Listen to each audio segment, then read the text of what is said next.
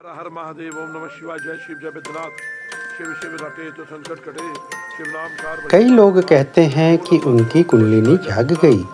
कोई कहता है कि सिर में झंझनाहट हुई, कोई कहता है रोशनी दिखी। लेकिन असली सवाल है, इनमें से कितना सच है और कितना सिर्फ मन का भ्रम।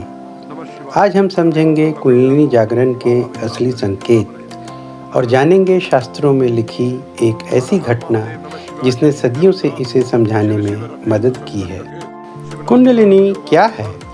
शास्त्रों के अनुसार कुंडलिनी वह सुषुप्त ऊर्जा है जो मूलाधार चक्र में कुंडली मारकर बैठी है। जब यह जागती है तो मनुष्य के भीतर एक ऐसी परिवर्तन होता है जो उसके जीवन की दिशा बदल देता है। अब हम देखते हैं कि भ्रम क्या क्या है जो इस मार्ग में परिलक्षित होता है। पहला भ्रम, सिर में झुनझुनी मतलब कुंडली जाग गई। यह सामान्य नर्वस सिग्नल भी हो सकता है। भ्रम जो दूसरा है, ध्यान में रोशनी दिखे तो जागरण हो गया। ऐसा बहुत सारे लोग समझते हैं। रोशनी, इमेजिनेशन, रेटिनल रिस्पॉन्स या ऊर्जा फ्लो की शुरुआती गतिविधि भी हो सकती है। यह जागरण नहीं, प्रिपरेशन है। तीसरा भ्रम है कि ऐसा महसूस होता है कि अचानक शक्तियाँ मिल जाएंगी।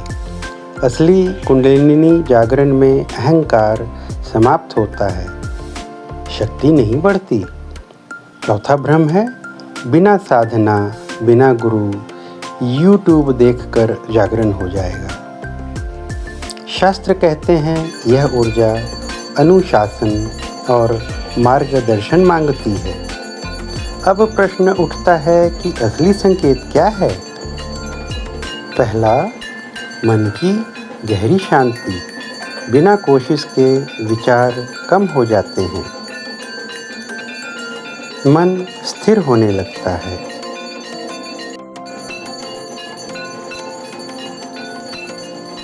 दूसरी बात जो ध्यान में आती है वह है कि हमारे व्यवहार में अचानक परिवर्तन हो जाता है। क्रोध कम हो जाता है, करुणा बढ़ जाती है। व्यक्ति सहज, संतुलित और दयालु हो जाता है। तीसरी बात यह देखने में आती है कि जीवन में दिशा स्पष्ट हो जाती है। भ्रम मिटता है, उद्देश्य दिखाई देता है। जीवन का उद्देश्य, सेल्फ डिसिप्लिन भी बढ़ जाता है। हम बहुत ही ज़्यादा अनुशासित हो जाते हैं। चौथी बात जो ध्यान में आती है वह यह है कि ऊर्जा ऊपर उठना शुरू करता है, पर बिना अति उत्तेजना के। सहज होता है, सुलभ होता है, मृदु होता है। कंपन भी बड़े सटल होते हैं, ड्रामेटिक नहीं। बड़े आराम आराम से ये ऊर्जा बढ़ती है। शरीर गर्म या ठंडा महसूस हो सकता है, पर नियंत्रण में रहता है। पांचवी बात जो देखने में आती है कि स्वभाव में पवित्रता आ जाती है। गलत कामों में स्वाभाविक दूरी बन जाती है। मन में गंदे विचार नहीं आते हैं।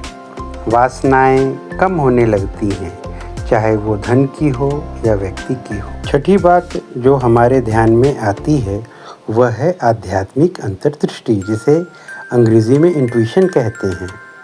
यह बढ़ जाती है। उसमें ना कोई डर होता है, ना ही जल्दबाजी। जीवन अधिक मीनिंगफुल महसूस होने लगता है। शास्त्रों में एक कथा आती है, अर्जुन का आंतरिक जागरण से संबंधित। कथा यूं है कि महाभारत के शांति पर्व में यह वर्णन आता है कि युद्ध के बाद अर्जुन गहरे अवसाद में चला गया। उसका मन बिखरा हुआ था, विचारों का तूफान था। एक दिन वेदव्यास ने अर्जुन को प्रधान ध्यान की दीक्षा दी। धीरे धीरे अर्जुन के भीतर की ऊर्जा स्थिर होने लगी। पहले बहुत विचार आए, फिर अचानक एक पल आया जब उसके मन में गहरी शांति उतर गई। अर्जुन ने व्यास से कहा, मुझे कोई रोशनी नहीं दिखी, कोई चमत्कार नहीं हुआ, पर मन ऐसा शांत हो गया है जैसे भीतर कोई दीपक जल रहा हो। व्यास ने मुस्कुराकर कहा, यही कुंडलिनी का पहला सत्य संकेत है, चमत्कार नहीं, परिवर्तन। यह कथा बताती है कि कुंडलिनी जागरण कोई नाटकीय घटना नहीं होती। यह एक आंतरिक परिवर्तन है जो मन को स्थिर और चेतना को गहरा बना देता है।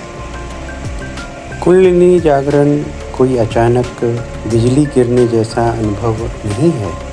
यह एक धीमी, पवित्र और सुरक्षित प्रक्रिया है।